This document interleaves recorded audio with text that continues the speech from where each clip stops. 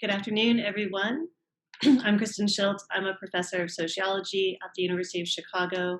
And with Professor Kimberly Hong, I run the Ethnography Incubator.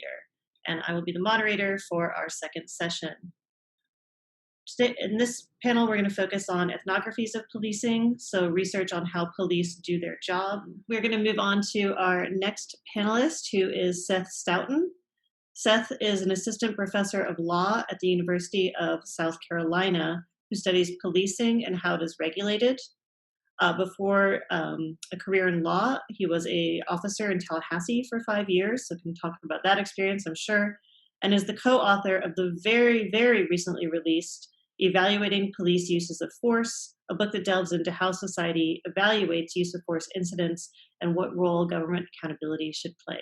So I'll turn this over to Seth. Hello, everybody. So I'm the odd one out in this panel because I am not an ethnographer, nor have I written any ethnographies of policing.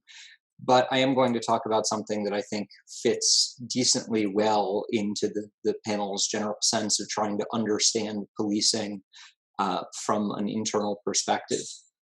What we heard, I think, in the first panel was a discussion of the relevance of external factors on policing. That is not just, we should not just look within policing to figure out how to either reform, reimagine, reinvent, or whatever verb you'd like to use there, the role of policing in society. We need to think about society itself and how we use police resources, the type of functions that we ask police to take on. I want to focus within policing internally to think a little bit about why, given the types of functions that we as society have asked police to tackle, they go about doing so in particular ways, and particularly why we've seen some troubling tendencies towards what can be overly aggressive or an adversarial approach to policing. I think that's an important question to address and to find some answers to, because I don't think it's sufficient to just say, well, look at the social or cultural history of policing that dates back, as Alex has pointed out, to well before the formation of modern police agencies in the 1830s and 40s. I don't think it's enough to just say that police are social control agents who engage in systematic oppression. And the reason I don't think that's enough is because that's not the way that officers or police agencies themselves view what they do.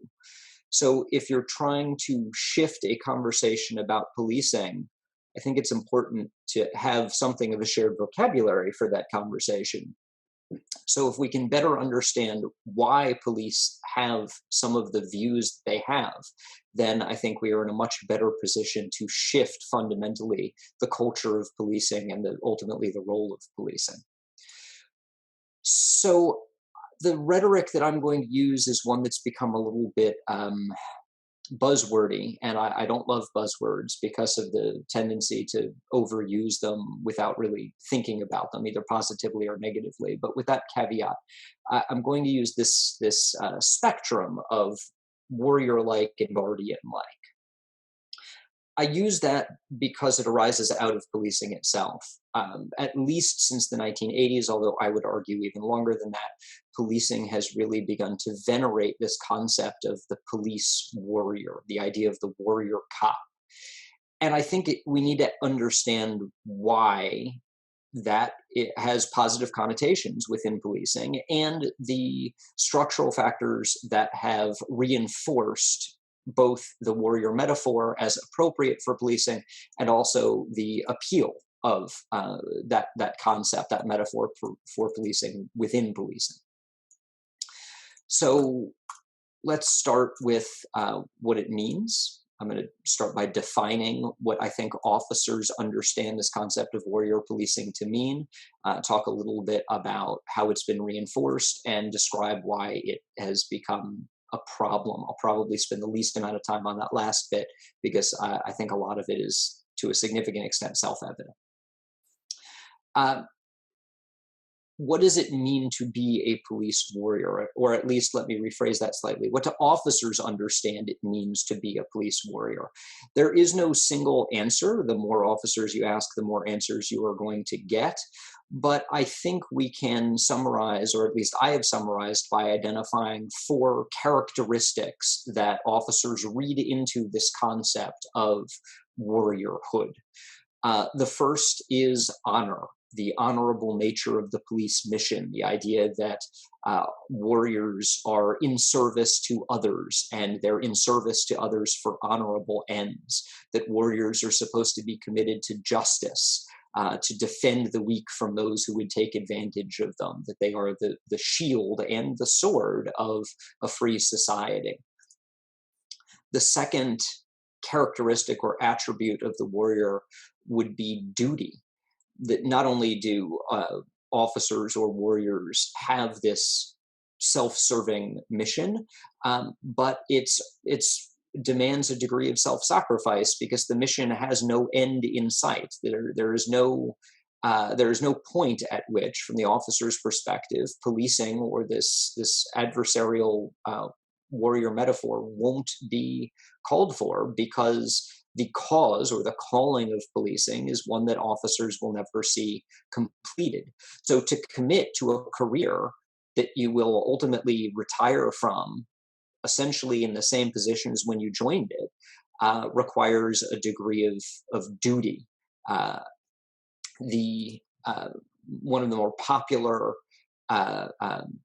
quotations that's used in policing is from Theodore Roosevelt in his rather famous Man in the Arena description, where he said, and I quote, "The credit belongs to the persons who are actually in the arena, those whose face is marred by dust and sweat and blood, who strive valiantly, who err and come short again and again, who know the great enthusiasms, the great devotions, and spend themselves in a worthy cause, who at the best know in the end the triumph of high achievement, and who at the worst fail while daring greatly."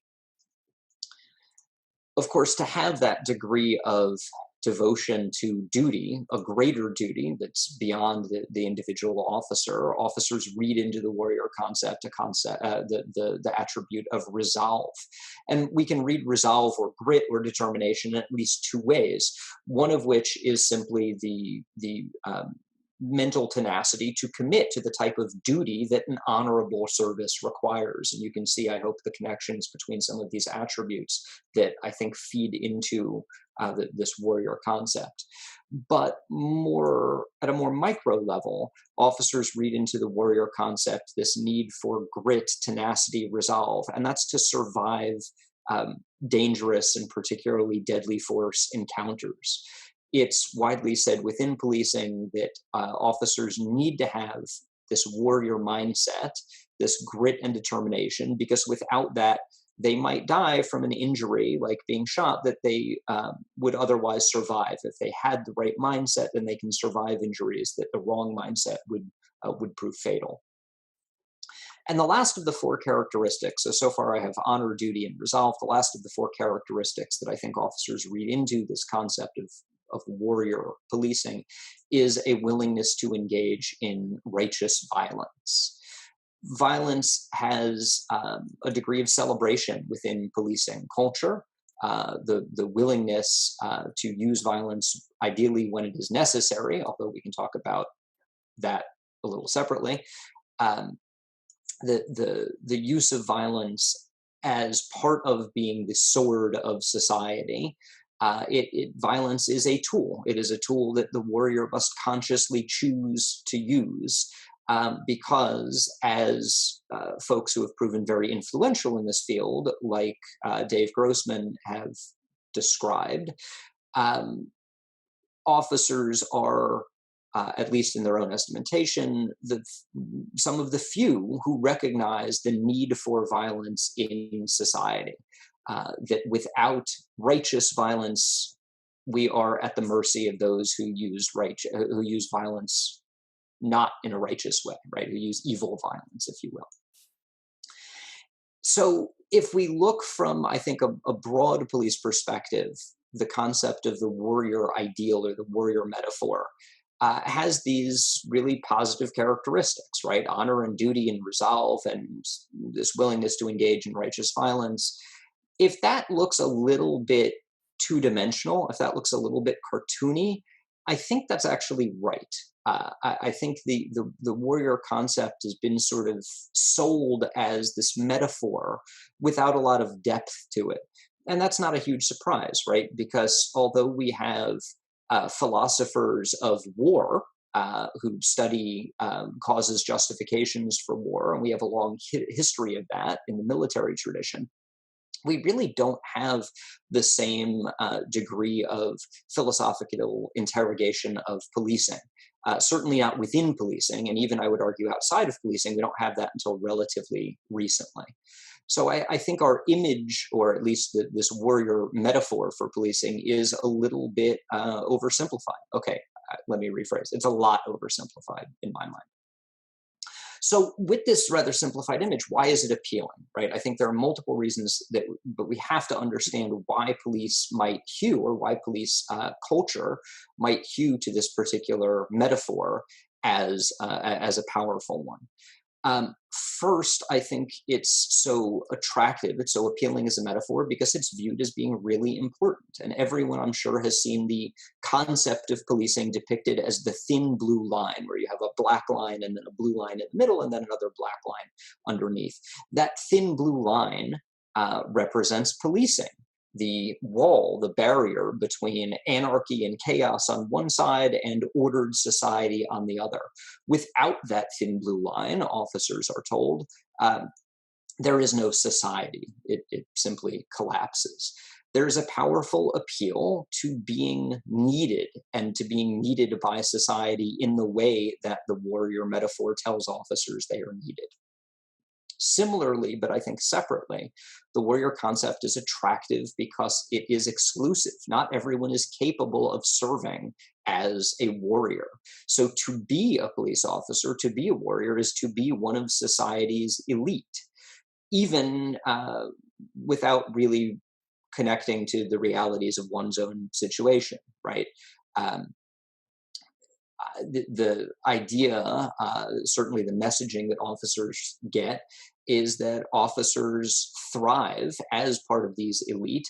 Officers thrive in situations that would be crushing to most of the other members of society. They are the sheepdogs to society's sheep, who are unable to fight off the wolves that the warriors have to protect against, to use a very popular, if terribly insulting, metaphor. In addition to the importance and the exclusivity of the warrior metaphor, I think it has so much pertinence in policing. It is so powerful in policing because it provides a way to relieve cognitive dissonance. I think everyone is familiar enough with cognitive dissonance theory that I don't need to get into it.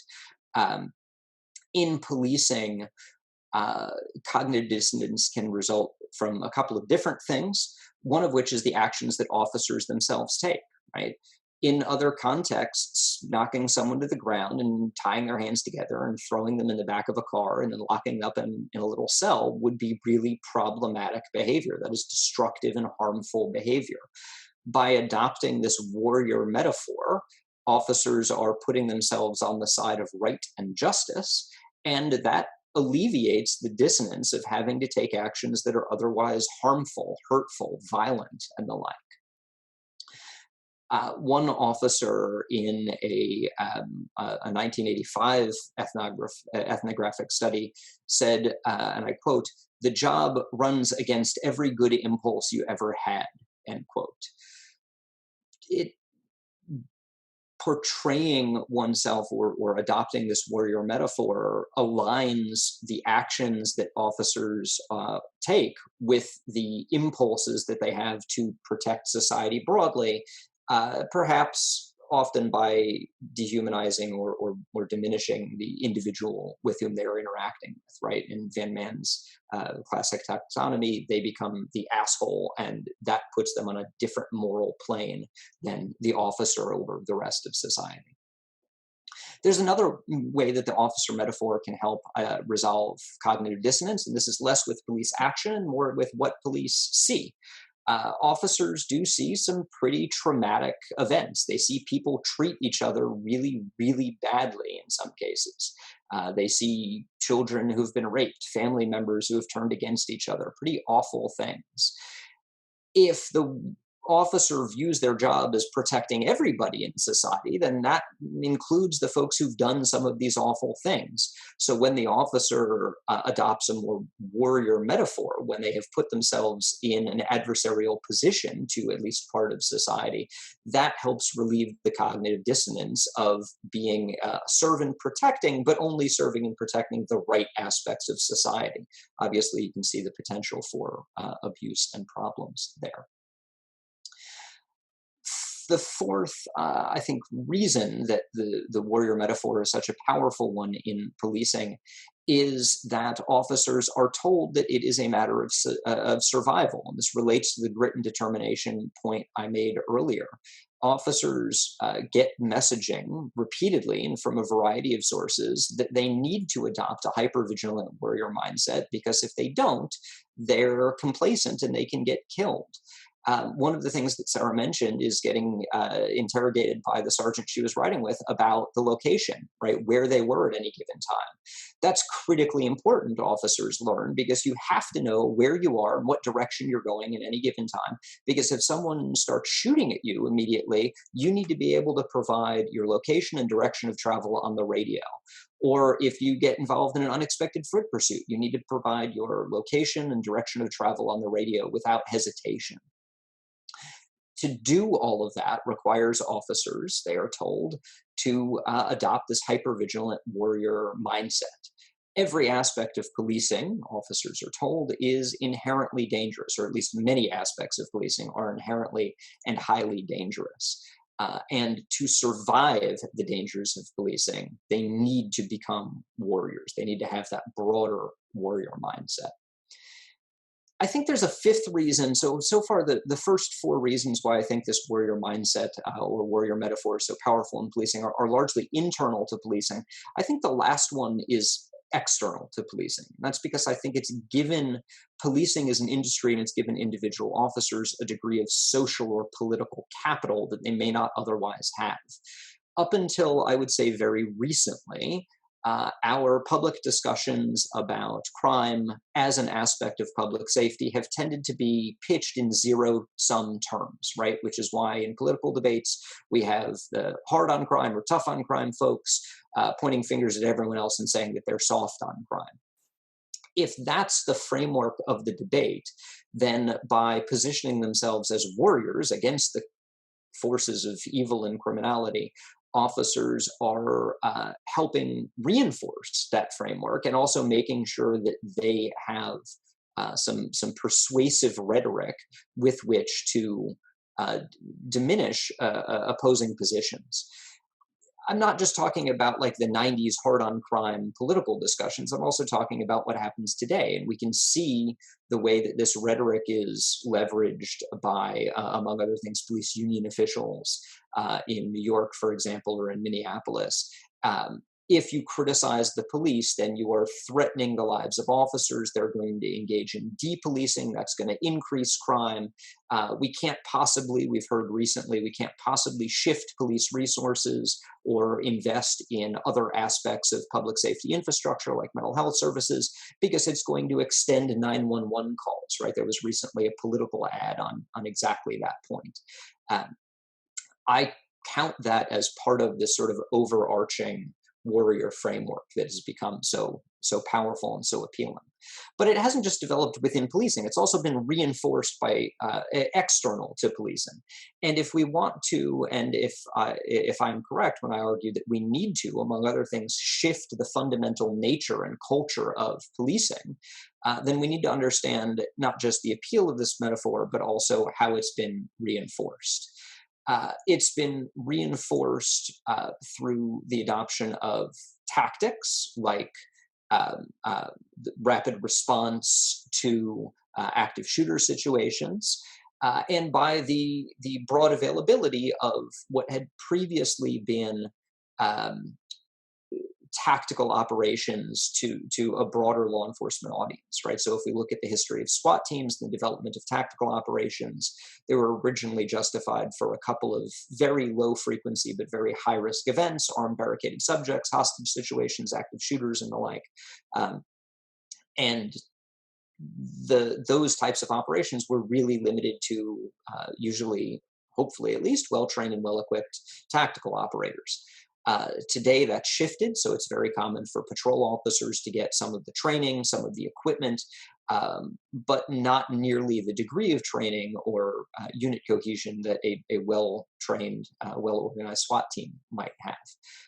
In that way, policing and the way that we have acquired resources through the military surplus program and others have reinforced this view of police as warriors, police as military. This also happens within the professional organizations that are integrated into policing. So not just police agencies, but with something like the International Association of Chiefs of Police. Every year they give an Officer of the Year award, which recognizes exemplary performance in police work, outstanding and heroic achievements. They've done this since at least the 1960s. And if you go back and you look at the awards from the initiation of the awards into the 1980s, the vast majority of them were given for what we might call lifetime achievement type successes. Someone who solved a number of homicides over the course of their career, or someone who opened a cold case investigative unit and closed out cold cases or something like that. But in the 30-year period from 1986 to 2015, for example, 25 of the recipients received the Police Officer of the Year award not for lifetime achievement, but instead for what we might call courage under combat conditions. Shootouts primarily. And while I think that it is worth recognizing that that does require a degree of bravery and courage and training, I think you can start to see some problematic potentiality when courage under combat conditions is held up as the highest level of achievement among police officers, the way that it is and has been in the IACP Police Officer of the Year approach. The federal government has also reinforced this, the metaphor of policing, starting with the way that we've described the war on crime, introduced by President Johnson in 1965, the war on drugs, which, as Alex pointed out, was much more of a social phenomenon, much less about drugs itself. Nevertheless, announcing it in the term of the war on drugs in 1971, the war on terrorism, announced by President Bush in 2001. It's not just presidential announcements. There have also been multiple levels at the federal government that have reinforced, including the 1033 military surplus program. In 1994, for example, Janet Reno opened a discussion with federal defense and intelligence experts about how they could support local law enforcement by saying, and I quote again, quote, let me welcome you to the kind of war our police fight every day, and let me challenge you to turn your skills to helping us with the war we're now fighting daily in the streets of our towns and cities across the nation. It's not just the executive branch of the federal government. We've also seen the judicial branch reinforce this idea of a warrior metaphor in policing. The courts have, through a variety of legal doctrines, privileged law enforcement interests, affirmed the image of officers as uniquely skilled crime fighters who work in highly hostile and dangerous environments. Courts have resisted the notion that police or police practices, particular practices, are problematic, or when the courts have acknowledged that there are problems, they tend to view those problems very individually and not as the result of systemic pressures. Of course, that's just government, right? We can also look at the way that private vendors have reinforced this idea of militarized or warrior concept for policing. If you flip through Police Magazine or American Police Beat or any of the police magazines, whether online or in hard copy, a number of the advertisements are well, they don't look like policing as it's typically performed, right? It's officers decked out in tactical gear, carrying rifles, getting onto or off of helicopters, or stepping into or out of MRAPs or Bearcats or other armored vehicles. So all of that, I think, has created and reinforced a culture within policing that makes reform or reimagination, if you like, or abolition, if you like, really difficult. If we want to, and I will admit very candidly, I'm not a police abolitionist, but I do think we need fairly radical reform on the nature of policing and the culture of policing. But if we don't understand how police view their role in society, if we don't understand how officers view on an individual and agency and culture level their relationship with the communities in which they work, then we're going to have a hard time making any progress by just adopting technological solutions like body cameras or training solutions like de-escalation, or even with even less evidence, something like implicit bias training or the like. I'm out of time, so I'm going to jettison the rest of my comments, but I'm happy to talk more about the problems with the warrior ideal and what we might look at changing that into as we get into the Q&A. Thank you.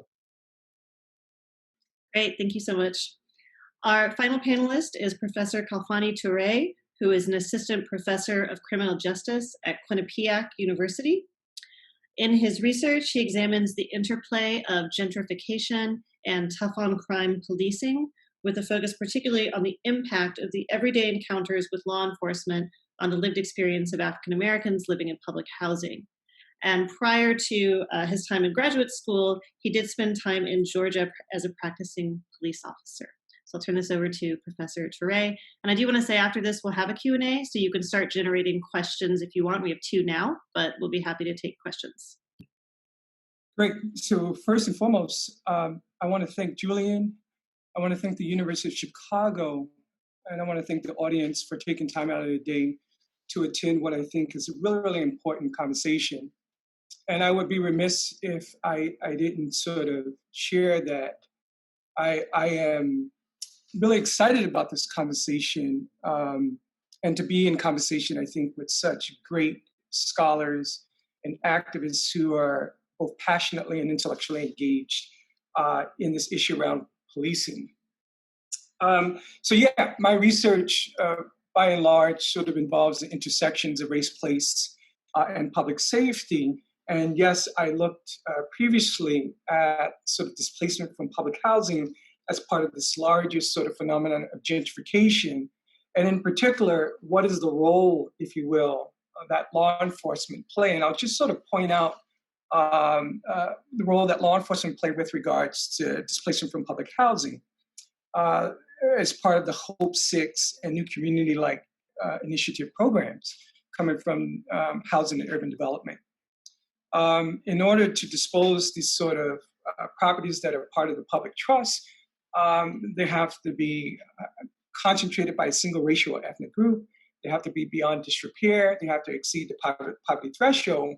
But fourth, and most importantly, they have to sort of demonstrate a high concentration of crime. And so in my prior research, looking at sort of the displacement of Berry Farm residents, this is a large public housing complex east of the Anacostia River in Washington, D.C., I sort of witnessed what I call sort of the manufacture of crime in order to qualify this public housing site or to make this housing site available for displacement.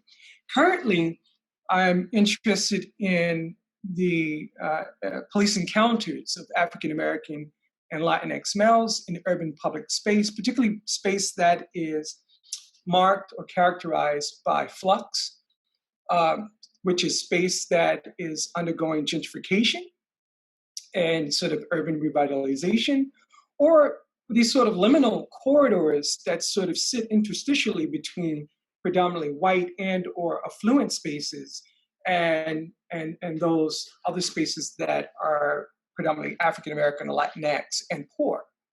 And so that's what my current work has been. And I've been conducting this work both in the city of Baltimore and in New Haven up to the interruptions that were presented by COVID-19.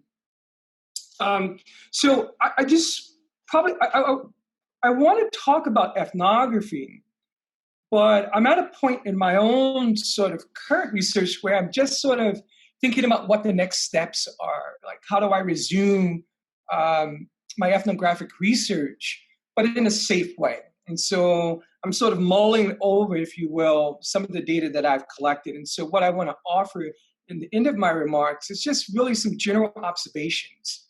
But we're at a sort of propitious time, I think, for social scientists, because the Justice in Policing Act 2020, that's part of the Congress, the lower house, has called for data around best practices, but also data around police encounters, particularly that of the more lethal type.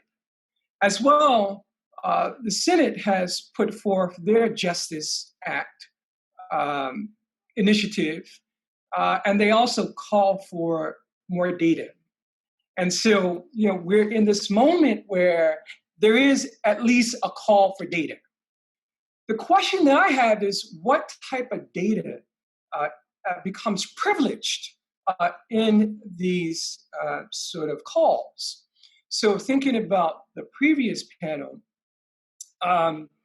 Alex shared that his reference to data was, well, we need to fund that data which allows local people to perform experiments around, sort of alternative practices in public safety. And so, I'm an ethnographer. And what is ethnography? As my mentor, Elijah Anderson, points out, and what I think most ethnographers accept, is that it's a detailed description of the ways in which people, or a systematic study of the ways in which people sort of grapple with, negotiate the sort of contingencies and challenges, successes, and celebratory moments of life, of everyday life. And that the ethnographer attempts to apprehend the ways in which everyday people sort of negotiate a particular social phenomenon. We want to comprehend it, but we also want to depict it, right? We want to sort of present a depiction. And so when I think about the fact that certain data, what the question is, what data is being privileged in this current discussion, I think it's fair to say that no one's thinking about ethnography. And as what Sarah points out, the sort of benefits of an ethnographic sort of analysis, right? Ethnography is often dismissed as this sort of inappropriate sort of epistemology within social science because of its sort of heavily subjective sort of nature.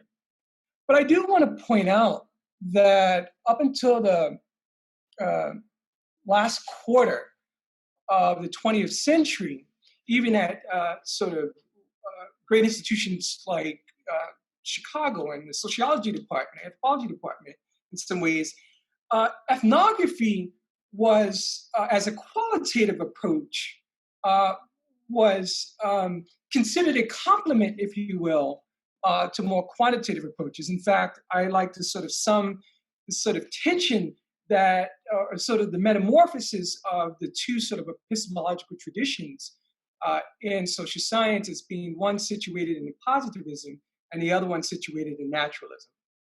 And I won't sort of explicate all that's problematic about a positivistic approach, simply to say that ethnographers intentionally are not looking for nomothetic principles. We're not necessarily looking for universal laws, and we understand the sort of particularity of a local site vis-a-vis the entire sort of a more general sort of understanding of a particular social phenomenon. And we find value in that, and we think there's value in that. So, I think that ethnography is an important type of data that, as ethnographers, we must fight for greater visibility. But we also must be called upon in this sort of larger call for data around policing. But the ethnography can't just be a description. In fact, I would argue that ethnography cannot be neutral in this particular time.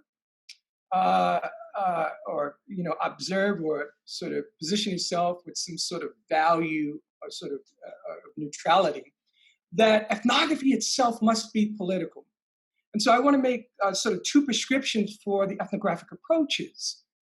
One, I think we should sort of draw on Victor Ray's work, where Victor sort of teases out this sort of intermediate level between sort of macro analysis of racism and sort of micro levels, which is more individual, but that we need to think about how institutions help to both reinforce racial ideology and also racial inequality. And policing is one of those institutions. And Victor's work and sort of his theory of sort of racial organization, I really encourage those in the listening audience to sort of consider. It is such a fantastic work. And that's what I'll say there. Secondly, I think that ethnographers, this prescription, that we must be attuned to history, and that we can no longer afford to take these sort of atemporal sort of approaches to the work that we do. And that, in fact, sort of borrowing from Michel Rolfe-Trouil's work, when he says, in Silencing the Past, he says that history is the fruit of power, but power itself is never so transparent that its analysis becomes superfluous. In fact, he goes on to say that the sort of ultimate mark of power is its invisibility. And therefore, the challenge of us as social scientists must to make visible its roots. And I think that that's what ethnography should do. I want to shift a bit and just sort of discuss or just add to this discussion of what I think ethnography could offer. And I think this conference will offer many, many different ideas of what ethnography can offer. So I conduct my research both in DC, Baltimore, and again here in New Haven, Connecticut. And I happen to be conducting research around the time of the Freddie Gray incident. And I was struck by a particular corridor in Baltimore. It was a corridor that Tupac Amaru Shakur sort of grew up on after his family sort of migrated from Harlem. And I believe that Tupac he found his sort of critical awareness in Baltimore. And he writes in a song called Trapped, he says, I can barely walk the city streets without a cop harassing me, searching me, then asking me for my identity. Hands up, throw me against the wall. I didn't do a thing at all, but I'm telling you, one day these suckers gotta fall. Cuffed up, throw me on the concrete. Coppers try to kill me, but they didn't know that I was from the wrong street. Trapped in my own community, one day I'm gonna bust. And he says, I'm gonna blow up on society. And I'm gonna stop there. And that's just a nod to Suel from the previous panel, who says that we must find data everywhere. We can find data in a song, in a number, in a voice. And so there's an example of where we might use music to sort of prompt us or to provide us a window into the sort of social experiences. But, so one day I'm in Baltimore and I'm getting this sort of constant call from my student, and there was multiple calls within a 5-minute period. His name is Quincy here. That's a pseudonym for him, but he was one of my students at a University of Maryland affiliated institution that I was working at. And so Quincy called me, we made arrangements to meet. I'll leave all this sort of descriptive stuff out here, but I just want to quote the story that Quincy tells me. He says, Toure, I was hanging out this past Friday at Zen West, which is a sports bar that often caters Johns Hopkins students and Towson University students and some of the other sort of predominantly white institutions in Baltimore.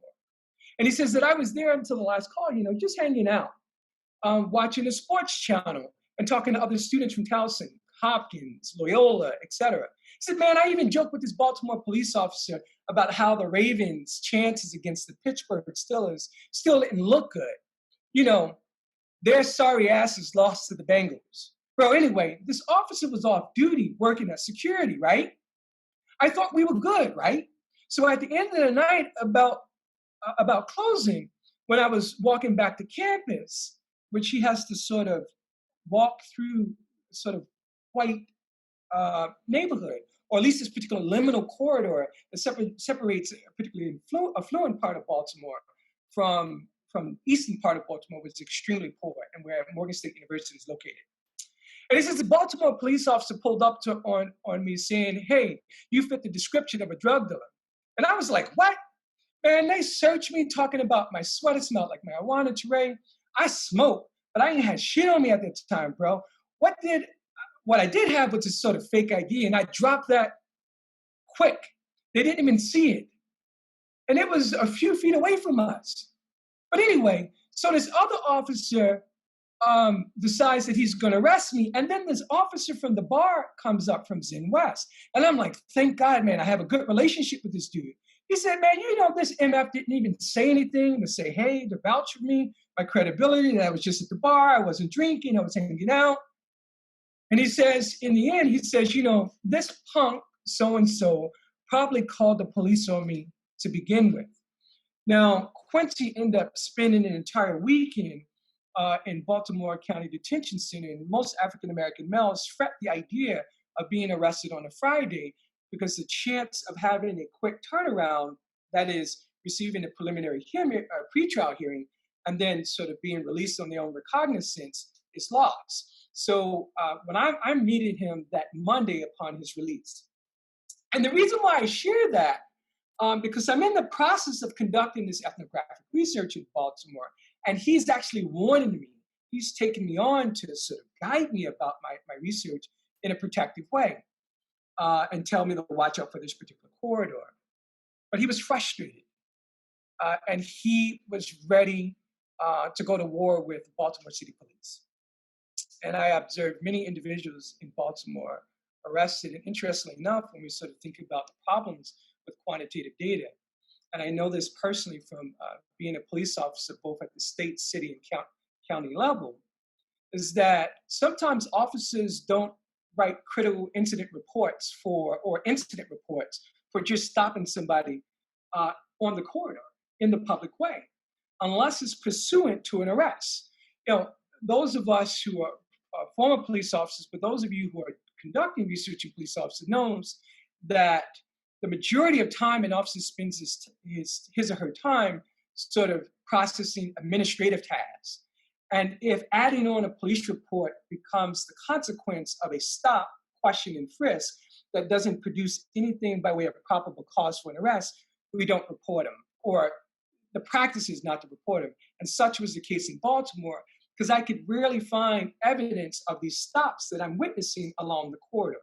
All right, with that being said, the news about Baltimore post Freddie Gray were these counterfactuals, which was the saying, if Freddie Gray didn't run, then there wouldn't have been an uprising. And I think this is a misunderstanding of the relationship between law enforcement and these larger sort of disenfranchised communities. In other words, that the tension is being built up in what I call these sort of micro encounters, or what we might describe as these less dramatic encounters. I want to talk briefly with the remaining time I have about some of the preliminary conclusions that I'm drawing around my current ethnographic work. One is to say that despite all the various campaigns launched to end police violence against Black, Latinx, LGBTQ, and INA, and other sort of communities of color, police violence, and I will prognosticate here, it will continue unabated and perhaps increase in dramatic form as we've been witnessing since George Floyd's death. Because stakeholders, and those of us who are scholar activists, and those of us who are simply activists, we fail to appreciate blue fragility. Now, to be certain, the ideas that's offered in the Justice Act and the Justice and Policing Act, and also I should note the Black Lives Matter sort of pronouncements of police reform are all important. However, I would put a caveat here. We need to think about law enforcement as coercive state apparatuses, but also ideological state apparatuses. In other words, that they inscribe our understandings spatially and through their practice of who are good citizens, which I'll talk about, and who are not, who are worthy of sort of police surveillance. But also social workers and these sort of other, what we perceive as non-punitive sort of professionals, are also problematic because they have their own sort of histories of racialized violence. And that's my caveat there as we're thinking about coupling and defunding.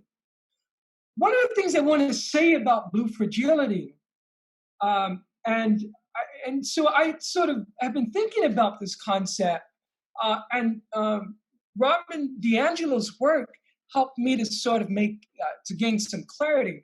Blue fragility is a set of protective strategies that police deploy against challenges to their legitimacy and moral authority. They deploy these strategies, or these defensive strategies, or protective strategies against questions about their exclusive license to use force, and they resist the attacks on this sort of fictional idea that they alone can ensure public safety.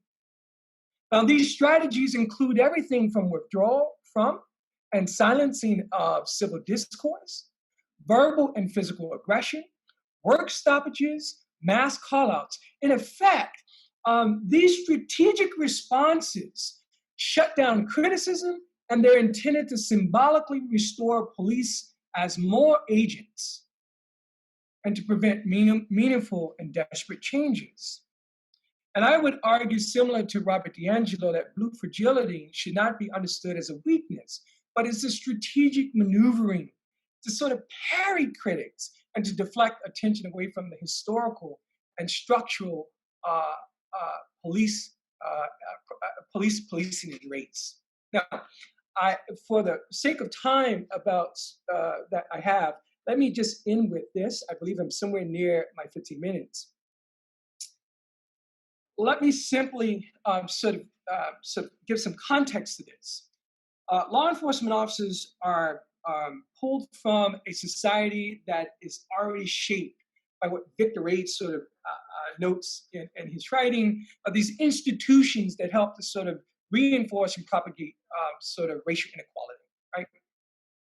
Race becomes a primary organizing principle in a society, whereas white members of the society are attributed great credibility, they're considered productive citizens, they're considered scrupulous, and they have more authority. Conversely, if you are Black or in some degrees a person of color different, you are considered unscrupulous, you are attributed with a deficit of credibility, and you are extended provisional citizenship as best. And as Elijah Anderson points out, provisional citizenship means that you must prove yourself. You must disabuse those who hold you in their gaze that you are not an unproductive citizen, that you are not unscrupulous, that you are not from the iconic ghetto. Police, however, are bestowed the greatest attribution of moral authority, legitimacy, coercive power, and to achieve the ends of maintaining that social order. And so I would like to note here, similar to Phil McHarris, it's not a question of bad apples. You know, officers, Black, white, Latin, Asian, male, female, queer, all they have to do is enforce social order, a social order that is both socially and materially unequal along racial, gender, class, and other sort of social markers that is unequal. All they have to do is, in fact, enforce the laws that help maintain that social order. And then they help, or they work as an institution to sort of propagate the inequality that we want to resist. Now, in closing, there's multiple anecdotes that I would offer here for blue fragility. But I mentioned the need for ethnographers to sort of historically situate their work. Because as a police officer, the 3 police academies I attended and graduated from, I never took a course on the history of policing, race, and violence. And that I met a lot of distrust and animosity. Well, as a Black person, I was too Black for the blue uniform. But as a police officer, I was too blue for the Black community. But I met a lot of hostility in this profession. But in reality, it was because my uniform was drenched in the history of institutional state-sanctioned violence. And without a sort of historical awareness of the history of the badge, uniform, gun, etc., I go in thinking that the community is against us, and it helps to insulate this us versus them perspective. I would like to sort of offer some ethnographic works for the audience consideration, but I'm going to stop there. So we bring all the panelists back. One of the, since this is a panel about ethnographies of policing, there's two questions. I think I can combine several of these questions. I think part of what people are curious about is the ways in which ethnography, like what can you do with ethnographic data in terms of policy, right? I mean, I think part of the question is, does ethnographic data of police forces lend itself to thinking about reform instead of something like abolition, right? Like, is there a certain kind of way in which focusing on individual units produces a different kind of outcome, right? Like, are we just re-legitimizing the police by doing this kind of ethnographic work that really looks deeply at how they do their jobs and how, are we invested in this question of how they might do it better? And I think this sort of ties into all of you that, Seth, there's a question for you about what makes you optimistic that we could make the police guardians for all. And I think the question for the other panelists would be, based on this work that you've done, like, what would be, like, where would you go with policy, right? Or like, what are the implications of ethnographic work? Like, it's very good at showing us what's going wrong, but then what do we do with that? So I think that's a great question. I want to thank the person who offered the question. So my first response there would simply say that, as I said earlier, I see ethnography as a complement or as a sort of qualitative methodology as a complement to a quantitative approach. In other words, I don't necessarily see, I know that there's a tension that exists between these particularly two trajectories or two sort of paradigms in the social science, but I think they should work together. That's the first thing. And so as such, I think that if we think about ethnography as a means to sort of triangulate the quantitative data that we're getting, it would help to give us a fuller story. So again, thinking about Baltimore, for example, there are still informally a lot of stop, question, and frisk, even though Baltimore City Police stated that they have since sort of abandoned this sort of controversial practice. So if you're looking for evidence of stop, question, and frisk in the data, you're not going to find it. Ethnographically, you will find it. And so then understanding how, the sort of pundits in the media may arrive at this sort of idea that it's the non-compliance that led to Freddie Gray's death, as opposed to, as someone said in the previous panel, but this sort of resonance, right? Why did George Floyd, for example, or Breonna Taylor, for example, or sort of innumerable number of people who have died at the hands of police violence or gratuitous violence, why does it resonate? Well, because it's more of a quotidian experience that African Americans, and even me as a former law enforcement officer and current college professor, I am still surveilled. I am still profiled by law enforcement officers. They see my master status, which in fact I am African American. And that becomes sort of proof positive that perhaps I am sort of a symbolic Black offender waiting to be discovered. The other thing that I agree with Sarah about this idea that ethnography also as a sort of exploratory approach allows us to identify social phenomenon and give names to it that perhaps other approaches may be unaware of, right? I would say here in sort of my closing response to the question is that absolutely ethnographers need to think about how do they translate these sort of larger manuscripts into a more public-facing kind of engagement I think ethnographers should write op-eds. Where are the ethnographers in the media around the sort of escalation of police violence in Seattle, in Portland, Oregon, in Chicago? Where are they? Certainly Phil McHarris from the previous panel is there. Victor Rios has a wonderful op-ed. And even Peter Moskos submitted an op-ed recently, whether you agree with it or not. But we need more of a public-facing approach because maybe we might not affect policy directly, but we can inform, activists who are thinking about policy.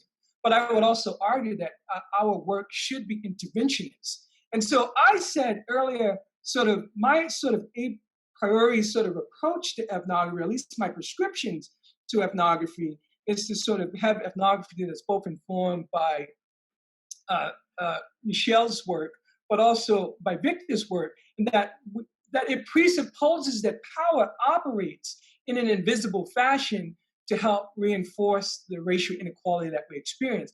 And in order to undo that, we have to make it visible. And so the next logical end then is intervention. And then finally, I would simply say that there's two readings of ethnography. There's one group that looks at policing experience from the perspective of everyday citizens. We need to be familiar with Victor Rios' work. We need to be familiar with Nicole Van Cleve's work or Elijah Anderson's work. But we also need to be familiar with ethnographies on policing proper, whether it be some of the old ethnographies, Van Manen, Benton's work, William Wesley's work. We need to be familiar with those. I'm going to offer a slightly different take on ethnographies, which is informed by the fact that I know nothing about ethnographies. I think, so I am happy to be corrected by either Calfani or Sarah here.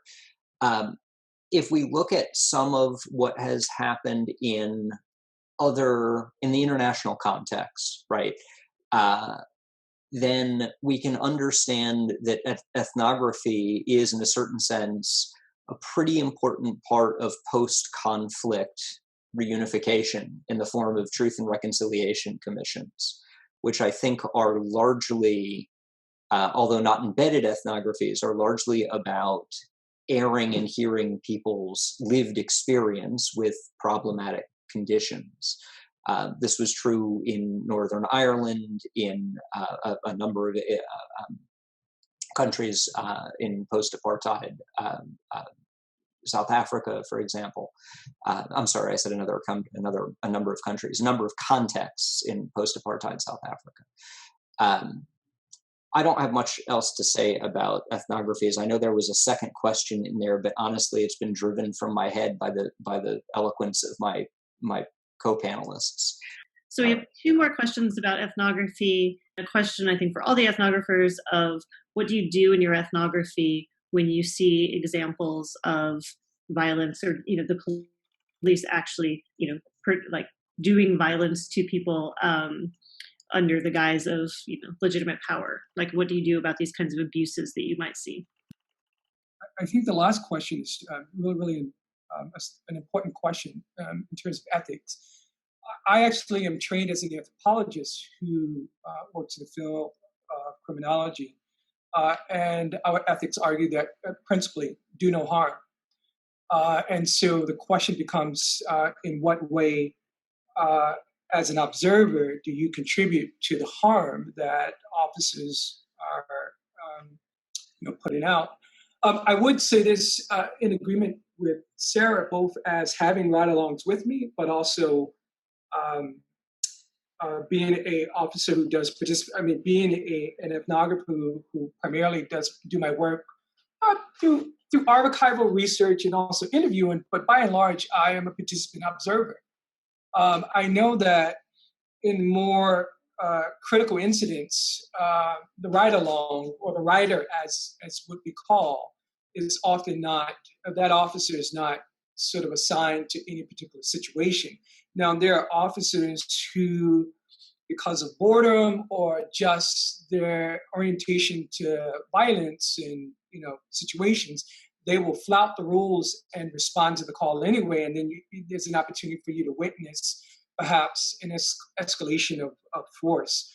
But it requires, I think, that we also think about what is violence. So again, the less dramatic forms of violence is the constant surveilling and harassing. So it's an important question, and I think reflexively, ethnographers just have to think through how to negotiate those situations. In terms of being embedded with police officers, having been a police officer, I'm able to use that, to leverage that knowledge and experience to say, okay, don't give me, because most police departments, in fact, are very anti-intellectual, and because of blue fragility, they don't want to be observed themselves, right? So as that the observer discovers something problematic about the culture.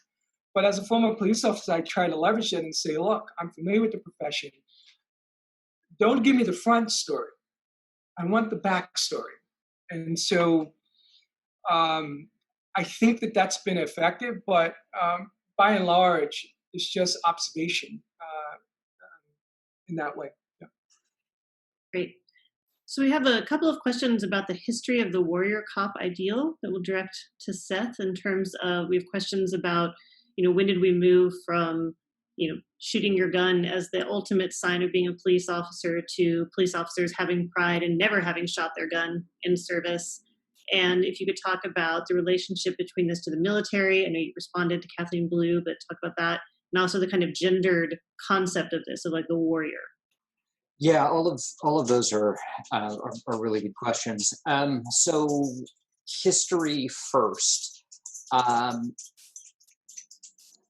the turn of the last century, where we had the sort of first police reform or police professionalization movement with August Vollmer at the Berkeley Police Department instituting training and professionalization, police went from constituent services for local political machinery to being crime fighters. That's been pretty well documented, that shift in focus. And we can talk about the constituent services part, but that's not what I'm talking about right now, so I'm going to ignore that part. When policing as an industry shifted from being peace officers, which is what most state statutes still call police officers and sheriff's deputies, they refer to them as peace officers. When they went from being peace officers to law enforcement officers, I believe that started the cultural professional identity of police as adversarial. Now, I want to focus on that cultural and professional identity because that's a little bit different than the fact that police agencies in the 1920s or in the 1890s or the 1860s were really deeply racist because society was really deeply racist, right? That wasn't, I think, part of their professional identity. That was part of their social identity.